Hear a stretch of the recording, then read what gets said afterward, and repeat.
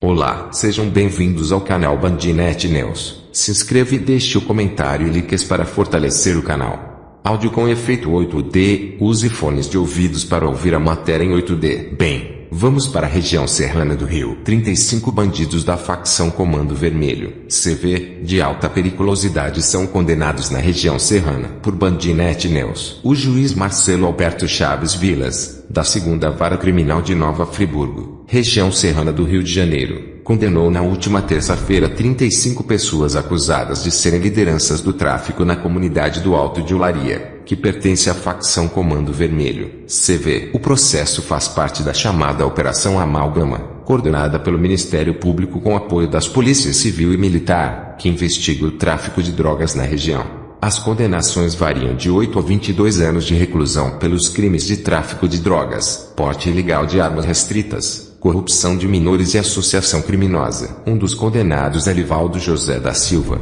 conhecido como Coroa, que, segundo as acusações, ocupa a posição de hierarquia numa facção criminosa no estado do Rio de Janeiro e que, mesmo preso desde 2011, continuaria emitindo ordens para comparsas. Na sentença, o juiz destacou que a condenação foi consequência de um minucioso trabalho de investigação policial, que provou que os réus possuíam grande poder bélico, demonstrado em constantes confrontos com a polícia, e uma estrutura bem organizada hierarquicamente por áreas, espécie e qualidade das drogas na região de Nova Friburgo. Todos os réus já estavam presos preventivamente e cumprirão a pena em regime inicialmente fechado. Os bandidos tinham, inclusive, um plano para resgatá-lo quando ele viesse prestar depoimento no fórum da cidade. Nos últimos 2 anos, segundo os autos, centenas de pistolas foram apreendidas nas mãos dos traficantes, entre elas de marca Glock, de fabricação austríaca e Canik, de produção turca. As drogas vendidas pelos traficantes de Friburgo são fornecidas por comparsas do Rio, Niterói e São Gonçalo. Na decisão, o magistrado pontua que a organização do tráfico de drogas se adaptou a uma nova realidade. Afirma que agora, não há uma liderança principal na facção dentro do estado, estão organizados como um colegiado, onde cada um dos líderes comanda uma área. Qualquer ação fora desses limites precisa ser referendada pelo comando da organização. Todavia os votos têm valor escalonado.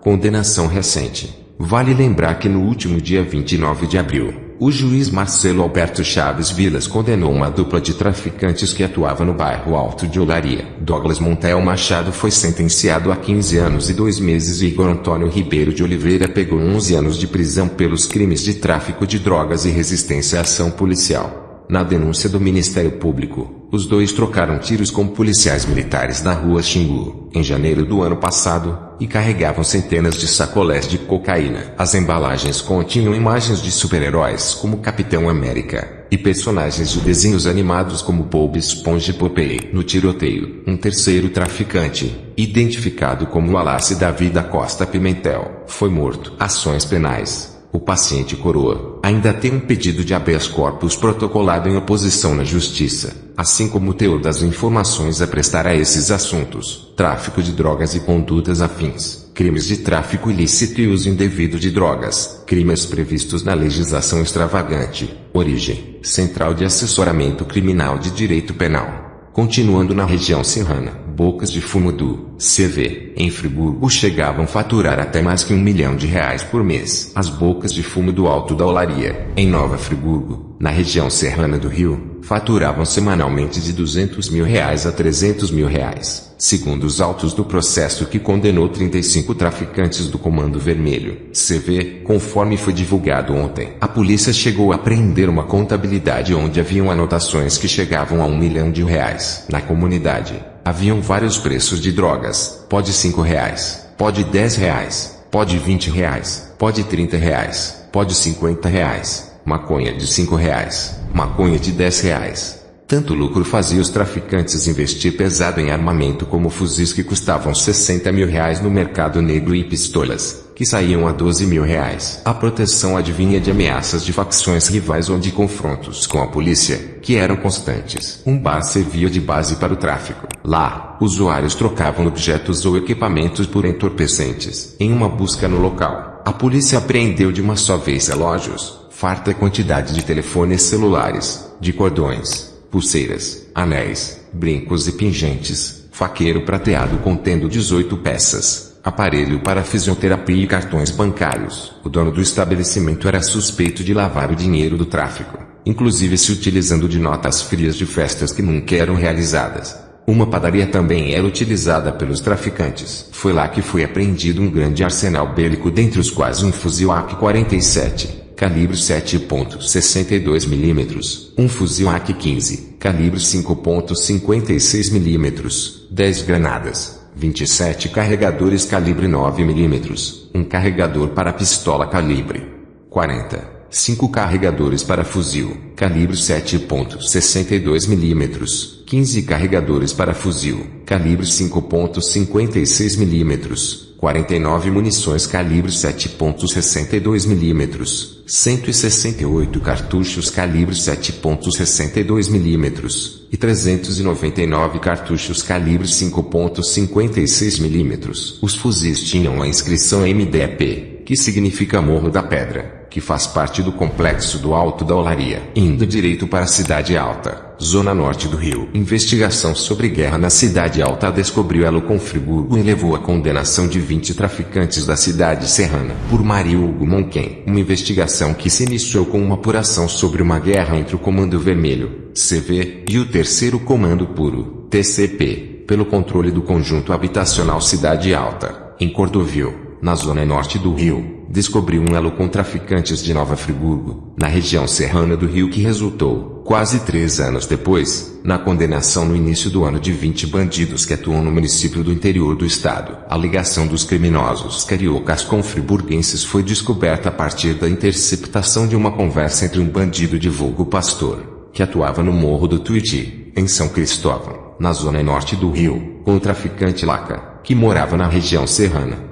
Com o afastamento de Laca, Pastor foi chamado para gerenciar o tráfico em Friburgo e levou alguns comparsas consigo. A base era o Morro do Dedé. A partir daí, a venda de drogas na região passou a funcionar 24 horas por dia, além de terem sido comprados radinhos para todos os integrantes e passadas, inclusive, táticas de melhor posicionamento para exercer a atividade ilícita. Pastor contava com a ajuda de um motorista de Uber que o levava para o complexo do Alemão e para atravessar drogas e armas para ele. Em uma conversa interceptada, Pastor negociava um fuzil na comunidade Nova Holanda, no complexo da Maré, e mandou o Uber ir buscar a arma. O motorista, preso em 2018, teria levado para a cidade serrana 10 pistolas automáticas e um fuzil AK-4. O dinheiro obtido com a venda de drogas era recolhido semanalmente e depositado na Caixa Econômica Federal ou em lotéricas. No relatório, a menção a valores de R$ 3.100, R$ 4.000 e R$ 2.400. Parte da grana ia para parentes dos presos e,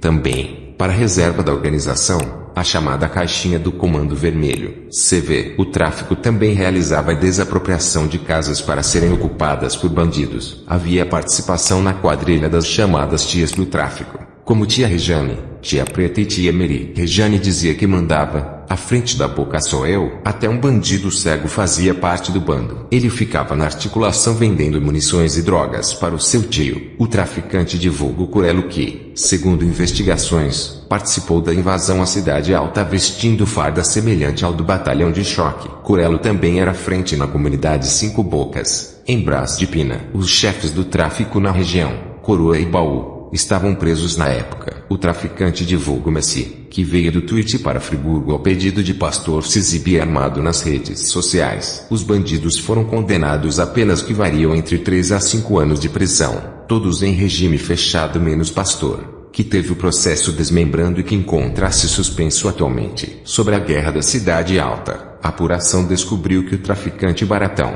então do CV, deu um golpe no local, que era dominado pelo bandido de vulgo Torrá, e levou o TCP para lá. O CV organizou uma invasão ao local em que traficantes usaram uniformes semelhantes ao batalhão de choque e perdeu 32 fuzis. Há relatos nos autos de que os suspeitos executaram rivais da época. Baratão aparecia alguns anos depois morto. Agora vamos falar um pouco da Polícia Militar do Estado do Rio. PM apreende fuzis e bate recorde histórico no Rio. Recordes consecutivos. Este foi o segundo ano consecutivo que os policiais do Rio batem recorde de apreensão. Por Badinete News. Recorde anterior era de 2017, quando 382 fuzis foram apreendidos. No total, segundo a PM, 8,4 mil armas foram apreendidas no ano passado. A Polícia Militar do Rio de Janeiro apreendeu 505 fuzis em todo o ano de 2019. O número é o maior registrado até hoje. O recorde anterior era de 2017. Quando 382 fuzis foram apreendidos. A marca já havia sido atingida em setembro. O número total de armas apreendidas em 2019, segundo a Secretaria de Polícia Militar, foi de 8,4 mil. No ano passado, também aumentou a apreensão de fuzis em São Paulo. De janeiro a novembro de 2019 foram apreendidas 200 armas desse tipo, enquanto que no mesmo período de 2019 foram 164. Segundo estimativas da Polícia Civil, o Rio é a cidade com mais fuzis no Brasil. De 3 a 3,5 mil dessas armas estariam nas mãos de criminosos, conforme mostra o vídeo acima. A arma poderosa é usada por países em guerra ou que enfrentam o terrorismo. No Rio, passou a fazer parte da rotina dos moradores, tanto em patrulhamentos de rotina quanto em operações policiais. Em março, no dia em que foram presos Romini Lessa e Elcio de Queiroz, acusados de terem matado a vereadora Marielle Franco no centro do Rio em 2018, 117 fuzis M16 foram encontrados desmontados em caixas, dentro de uma casa no Meier, zona norte da cidade. Eles eram de Romini Lessa e estavam na casa de um amigo do PM reformado, acusado de ter atirado contra a vereadora. Segundo o delegado Marcos Amin, titular da Delegacia Especializada em Armas, Munições e Explosivos, Desarme, as armas eram falsificadas, mas funcionavam. O destino das armas é investigado pela Polícia Civil. As armas, porém, não entram na conta de apreensões da PM porque não estavam inteiras. Fuzis apreendidos nas operações: A15/M16 5,56 mm, AK-47 7,62x 39 mm, AR-10 7,62 mm, FAL 7,62 mm, G3 7,62 mm, SKS 7,62x 39 mm, Esteral 5,56 mm. Agora voando para a Baixada Fluminense, milicianos da Tropa do Eco executam integrante da própria quadrilha em plena luz do dia em Nova Iguaçu. Por Badinete News, o miliciano divulgo Bruno Caveira foi assassinado com vários tiros no início da última quinta-feira, na estrada do Morro Agudo, bairro Jardim Laranjeiras, na Baixada Fluminense. A vítima ainda tentou correr, mas alvejada diversas vezes. Nas redes sociais as informações que circulam, ele pertencia à quadrilha de Wellington da Silva Braga, o Eco, e Danilo Dias Lima, o Tandeira. Segundo a assessoria de imprensa da Secretaria de Estado de Polícia Militar, equipe do 20 Indicador Ordinal Masculino BPM, Nova Iguaçu, foi informado que a vítima era um ex-traficante da facção de Santa Cruz, zona oeste do Rio. Por volta de 12 horas, um carro modelo Palio, de cor branca, chegou ao local, e um dos ocupantes chamou Italo. Quando ele foi até a rua, um homem que estava no banco de trás, com uma camisa cobrindo a cabeça, saiu do carro. A vítima, ao perceber a situação, correu. Dois homens saíram do veículo e atiraram várias vezes. Bruno caiu em frente a outro carro, e mesmo no chão, ainda foi baleado diversas vezes. Os policiais foram até o Hospital Geral de Nova Iguaçu para verificar a entrada de uma vítima com ferimentos provocados por arma de fogo. No local, o fato foi constatado. Ocorrência encaminhada para a DHBF. O triliciano ainda chegou a ser levado para o Hospital da Posse, mas não resistiu aos ferimentos vindo a óbito no último sábado. A polícia também está procurando testemunhas do crime. Ainda é apurado o fato de que o suposto alvo queria deixar a vida do crime logo agora que a milícia do Rio está com seus dias contados. Esta seria uma linha de investigação apurada pelo canal, ainda no complexo do Danon em Nova Iguaçu. Policiais do GAT 20º BPM dá prejuízo na quadrilha do traficante Peixão TCP. Mais de 100 mil só em drogas, grande quantidade de drogas, 2 granadas e 2 armas, sendo uma delas uma submetralhadora, foram apreendidas pelos policiais. Na ação, 2 criminosos morreram. No final da noite, traficantes da Tropa do Peixão executaram um aliado da quadrilha. O tráfico no Danon foi negociado pela milícia que expulsou o Comando Vermelho no ano passado. Na noite de ontem, corpo de um homem esquartejado foi encontrado na mata do complexo do Danon, Nova Iguaçu, Baixada Fluminense. A Polícia Civil está investigando se a vítima tem ligações com o tráfico do Inferninho, 3 Campos, Flamenguinho, Buraco do Boi, Aimoré, Palmares e Cidade Alta.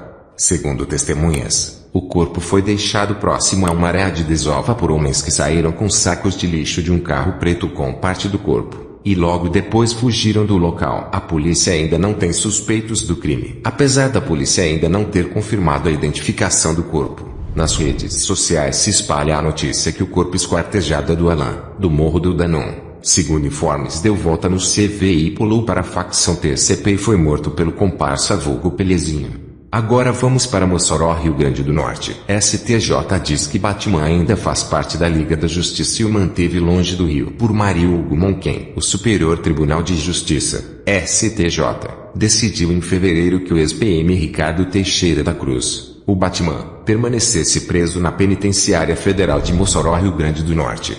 Segundo o relatório, Batman sempre foi apontado como um dos principais líderes da maior milícia do Rio, conhecida como Liga da Justiça, encontrando-se envolvido em diversos crimes praticados pelo grupo, ainda exercendo posição de liderança e influência na organização criminosa. Sua permanência fora do estado do Rio, distante de sua quadrilha e locais de atuação, ainda se faz necessária visando a segurança pública, uma vez que poderá auxiliar o trabalho que vem sendo desenvolvido para coibir essa perigosa prática criminosa.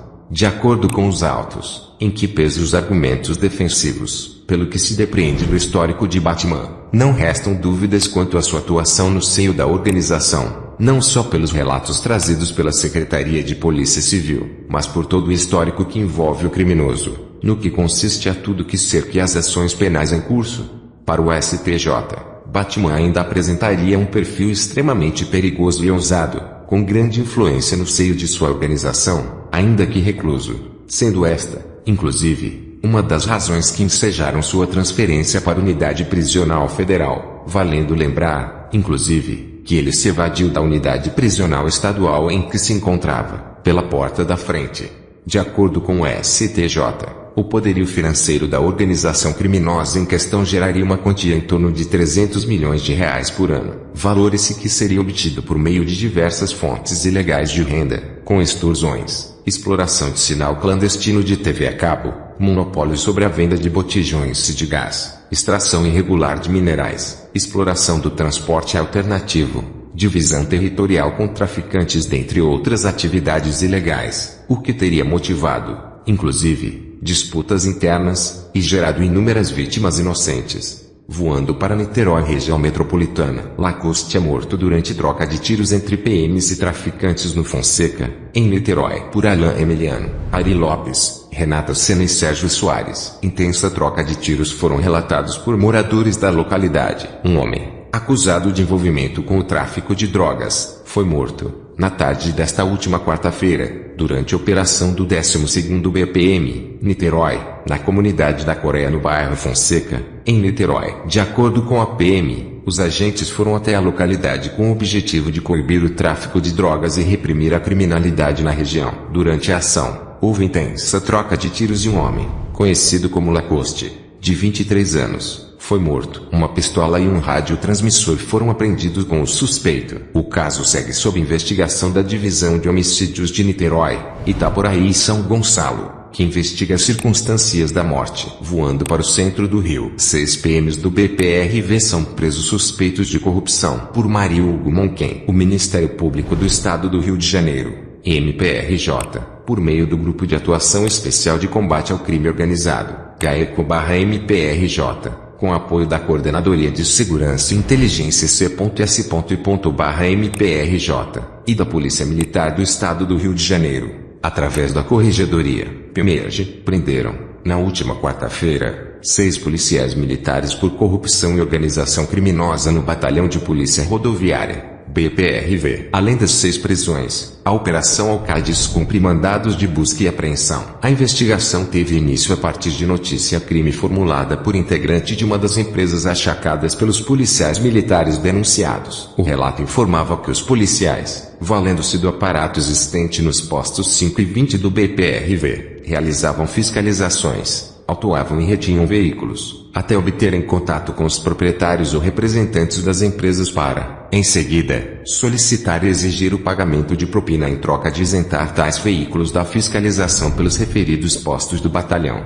No curso da investigação foram deferidas pelo juízo da Auditoria Militar as medidas cautelares de interceptação telefônica e quebra de sigilo de dados, que permitiram comprovar os fatos noticiados e desarticular parte da organização criminosa que operava junto ao BPRV. Foram denunciados o Major Felipe Lopes Magalhães dos Reis, o Subtenente Epaminondas da Costa Lima, os subtenentes reformados Luiz Cláudio Cardoso de Oliveira e Marcos Souza de Oliveira, e os segundos sargentos Renato Mendes Xixi e Wellington Soares da Silva. Eles irão responder por organização criminosa, corrupção passiva, concussão e lavagem de dinheiro. Agora na zona norte do Rio, TCP tentou invadir Proença e Rosa, CV, na última noite. Por Badnet News, o aplicativo onde tem tiroteio relatou que houve disparos de arma de fogo às 23h59 da última quarta-feira no bairro de Honório Gurgel, na zona norte do Rio.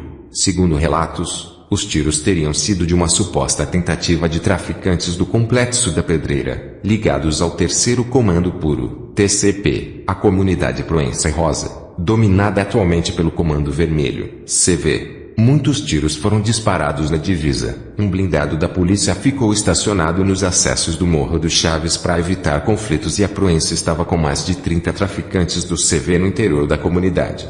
Gostou do vídeo? Se possível, ative o sininho e compartilhe nas redes sociais para ajudar no canal.